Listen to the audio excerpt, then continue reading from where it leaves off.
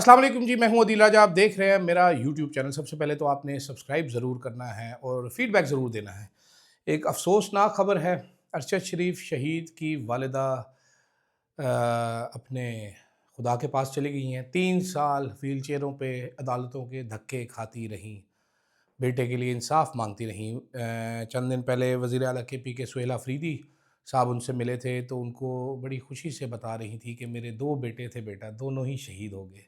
खैर खुशी क्या थी, वो बड़ी दलेर खातून थी, बहुत ज़्यादा दलेर। इतना दुख बर्दाश्त करना किसी आम आदमी के बस की बात नहीं। इनके 2 ही बेटे थे, पहले छोटा बेटा शहीद हुआ, फिर बड़े बेटे को शहीद कर दिया गया। मुझे डांटती थी काफ़ी ज़्यादा हर बात पे, और फिर खुश होती थी कि तू मेरे बेटे का दोस्त है, तेरी बहुत बात मानता था। तो चली गई हैं अपने परवरदिगार के पास। मेरा ख़्याल है वहाँ पर ही इंसाफ़ मिलना है, इस दुनिया में तो इंसाफ़ नहीं मिलना था। तो बेचारी अपने तमाम दुख लेकर चली गई। चंद दिन पहले एक ख़ातून प्रोपेगेंडा कर रही थी अरशद साहब की फ़ैमिली के बारे में, तो मैंने उस टाइम ट्वीट भी किया था कि उनकी तबीयत बहुत ज़्यादा ख़राब है। लेकिन क्या करें, दुनिया नहीं मानती। तो अल्लाह जन्नत नसीब करे अरशद साहब की वालिदा को, जितना उन्होंने दुख उठाया है। मेरा ख़्याल है जन्नत के अलावा कोई जगह है नहीं जो अल्लाह ताला ने देनी है उनको। तो आप सब भी दुआ कीजिएगा। शुरू करते हैं जनाब। आज बात करूँगा मुरीद के ऊपर। सानिया मुरीद के डॉन ने एक रिपोर्ट शाया की है। वो रिपोर्ट क्या कहती है उस पर बात करूँगा। साथ साथ पंजाब हकूमत के ड्रामेबाजियाँ जो है कुछ, ये आपको बताऊँगा, इस पर बात करूँगा। और आखिर में बात करूँगा तहरीक इंसाफ सुहेल अफरीदी साहब की मुलाकात और इमरान खान को जो सहूलियात देने की बात की जा रही है उस पर भी बात करेंगे। सबसे पहले तो सानिया मुरीद के में हुआ क्या। अच्छा, ये मैं अपनी तरफ से नहीं कह रहा, ये जनाबे वाला अल्लाह आपका भला करे, तो एक रिपोर्ट आई है डॉन में। पहले तो मैं उस रिपोर्ट से आपको पढ़ के सुनाता हूँ। रिपोर्ट कहती है, मैंने नोट्स बनाए हुए हैं, इन्होंने बात की है लोकल रिपोर्टर से, पुलिस वालों से, मुकामी वहाँ पर जो ताजरान थे, जिनकी दुकानें थी, या मोहल्लेदार, जो भी जिसने डॉन से बात की। उन्होंने, एक बंदे ने कहा है कि जी 3000 रेंजर्स फ्रंटियर कोर FC के एहलकार 31 अक्टूबर की सुबह शहर की गलियों और वस्ती बाज़ारों में दाखिल हो चुके थे। उस बंदे ने यह भी बताया कि उनकी फैमिली तमाम ने रात के वक्त तमाम हमने लाइटें बंद कर दी, घरों के ऊपर अंदर दरवाजे बंद कर लिए, क्योंकि बाहर इंतहाई खौफ का माहौल था। वो औरतें और बच्चे साथ रखे हुए थे और छुप के, बिल्लियों की तरह छुप छुप कर आवाज़ें सुनी। सुबह तकरीबन 3:30 बजे के बाद बड़ी तादाद में आंसू गैस की शेलिंग शुरू हो गई, धमाके जैसी आवाज़ें आई और मुसलसल फायरिंग की आवाज़ें गलियों में गूंजती रही। एक वहाँ पर लोकल कॉरेस्पॉन्डेंट ने बताया है कि दर्जनों फोर्सेस ने ड्रोन से निगरानी की, इलाके का जायज़ा लिया। उसके बाद मुजाहिरीन के कैंप के चारों तरफ से मुहासरा कर किया गया। उसके बाद उन्होंने कहा जी, एक फाइनल वार्निंग दी गई कि सब सरेंडर कर दें, लेकिन मुजाहिरीन ने आगे से मुंह तोड़ जवाब देने का दावा किया। उसके बाद कहते हैं कि जी जब पुलिस आगे बढ़ना शुरू हुई, लॉ एनफोर्समेंट एजेंसीज आगे बढ़ना शुरू हुई, तो एक पुल पे कब्जा कर रखा था, वहाँ से पथराव शुरू हुआ, जिसके बाद इन्होंने वहाँ पर आंसू गैस मारी। जिसके बाद एक ट्रालर आया, ट्रालर ने APC को टक्कर मारी। पुलिस के मुताबिक, ये पुलिस अब कहती है, APC को टक्कर मारी और एक हमारे इंस्पेक्टर को तशद्दुद करते हुए लेके बाद में उसको शहीद कर दिया। जब शहीद कर दिया गया, उसके बाद हतमी ऑपरेशन करने का फैसला शुरू कर लिया। जो उसके बाद फायरिंग होती रही, जो रात को मेरी तलाक के मुताबिक 3:19 में शुरू हुई, डॉन कहते हैं 3:30 बजे शुरू हुई, सुबह 7 बजे तक ये फायरिंग होती रही। एक लोकल वहाँ पर जो ताजिर है उसने बताया कि सुबह गोलियां, कारतूस, खोल और खून के धब्बे पाए गए, लेकिन किसी लाश या कोई ज़ख्मी आदमी का सुराग तक नहीं मिला। किसी को कुछ मालूम नहीं कि कौन कहाँ गया और किधर गया। ये जो अजीब सी बात है। डॉक्टर उस्मान अनवर IG पंजाब और उस्मा बुखारी ने भी कहा जी, मुजाहिरीन की जानिब से शेलिंग की और हमने डिफेंसिव फायर किया और अब तक 75 मुकदमात दर्ज किए जाते थे। अब इसमें अगर आप तजिया करें गलती किसकी है, जब आप ये वर्जन पढ़ते हैं पुलिस का, तो पता चलता है जी इन्होंने मारा, गोलियां चलाई, आगे से फायरिंग कर दी। पुलिस वाले हैरान रह गए कि आगे से फायरिंग कर रही है, इस वजह से फायरिंग की। तो सारी गलती मुजाहिरीन की है। लेकिन इसमें चंद सवालात उठते हैं, बड़े तजादात उठते हैं। अब मुकामी ताजर वहाँ का कह रहा है कि जी हमने यहाँ पर गोलियां और खोल देखे, लेकिन कोई नहीं जानता कि ये लोग कहाँ गए। लोग कहते हैं जी 5 से 6 हज़ार या 3 से 4 हज़ार बंदा था। जब सुबह उठे तो एक बंदा भी नहीं था, नामो निशान नहीं था। आखिर ये गए कहाँ। यहाँ से कहानी कुछ गड़बड़ हो जाती है।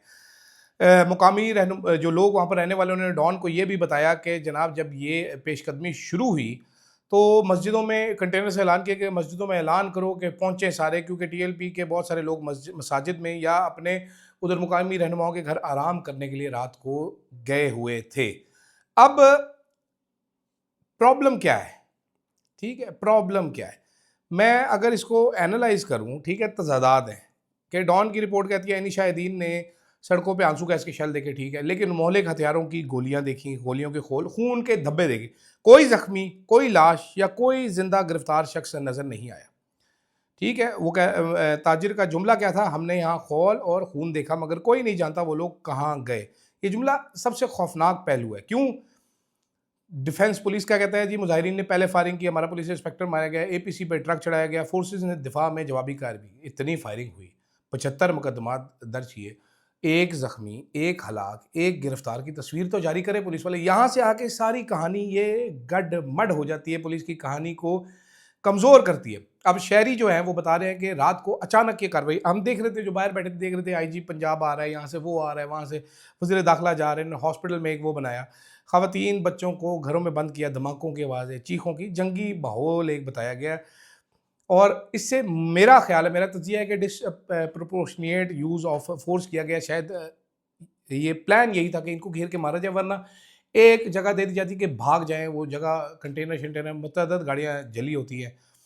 अब पुलिस ने फौरी तौर पर लाशें, जख्मी हटाए ताकि कोई बंदा देख ना सके, नैरेटिव पे कंट्रोल करने की कोशिश की। मुजाहिरीन भी मुनज़्ज़म ग्रुप था, हो सकता है वो लेके हों, नज़र नहीं आ रहा। असल झड़प की शिद्दत क्या थी ये अब अंदाज़ा है।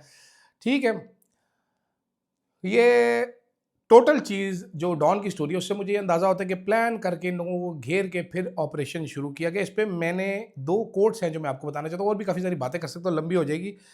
महात्मा गांधी साहब वो कहते थे, an eye for an eye will make the whole world blind. आंख के बदले आंख, पूरी दुनिया अंधी हो जाएगी। और मार्टिन किंग लूथर का एक कोट है, the ultimate weakness of violence is that it multiplies the very thing it seeks to destroy.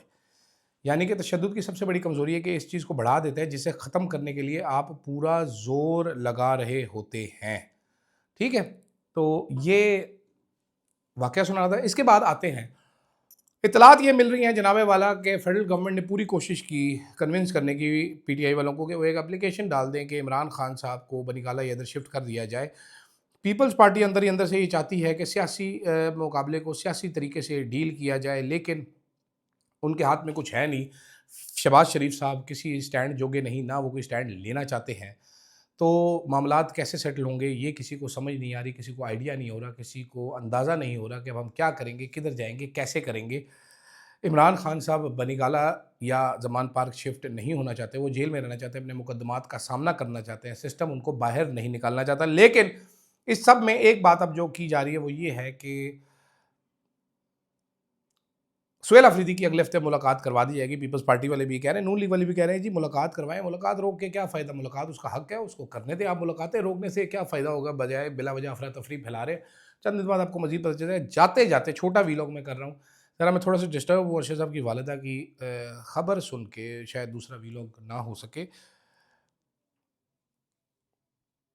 Punjab में करोड़ों रुपया ज़ाया किया जा रहा है। साहिवाल में इलेक्ट्रो बसेस, जो ग्रीन बसेस हैं, इसका इफ्तिताह करने के लिए सड़क पे एक इलेक्ट्रो बस का स्टेशन लगाया गया। शहरी बड़े खुश हुए कि साहिवाल जैसे शहर में इतना खूबसूरत स्टेशन लगा है। मरीम नवाज़ वहाँ पर आई, तकरीर की, चली गई। चलने के बाद एक वेल्डर आया, उसने वो स्टेशन के नट बोल्ट खोले, उसको फोल्ड किया, उसको गधा गाड़ी पे लाद के वो भी साथ ले गए। पता ये चला कि थोड़े से स्टेशन है जिधर मैडम जाती है उधर वक्ती तौर पर इरेक्ट किया जाता है, फिर ले जाते हैं। दूसरी जानब स्मॉग को कम करने के लिए हमने एंटी स्मॉग गन्स ले लिए हैं, ट्रकों पे बड़े बड़े तोप खाने लाद के वो शहरों के मुख्तलिफ मुकाम पे शुआरे मारे जा रहे हैं। स्टडीज़ अब ये बता रही हैं कि इससे स्मॉग बढ़ता है, कम नहीं होता। चीन ने सबसे पहले इस चीज़ का इस्तेमाल किया था, वो तर्क कर चुके हैं। इंडिया 2017 से कर रहा है। दिल्ली में फिक्स भी लगाई हुई है, दूसरी भी लगाई हुई है। पानी ज़ाया और फ्यूल ज़ाया होने के अलावा ये कुछ भी नहीं करता। लेकिन मरीम औरंगज़ेब साहब, जो कि इस सदी की जीनियस हैं, बड़ी दानिश्वर है, वो बज़िद हैं कि जनाब यही सब कुछ करती है, इसके अलावा कोई कुछ नहीं करता। वो लगी हुई हैं अन्य वात रब दी राह के जनाबे वाला, ये ज़बरदस्त किस्म की मशीन है तो चलाई जाए तो चलाई जाओ सर, साड़ना की जाना है। बस यही स्टोरीज़ आपसे डिस्कस करनी थी आज। ज़्यादा मैं डिटेल में जा नहीं रहा, जल्दी कर रहा हूँ। तो उम्मीद है माफ़ कीजिएगा। पहली स्टोरी मैंने इसीलिए डिटेल में कर दी ताकि आप अपना मौक़िफ़ खुद बना सकें। मुझे दीजिएगा इजाज़त।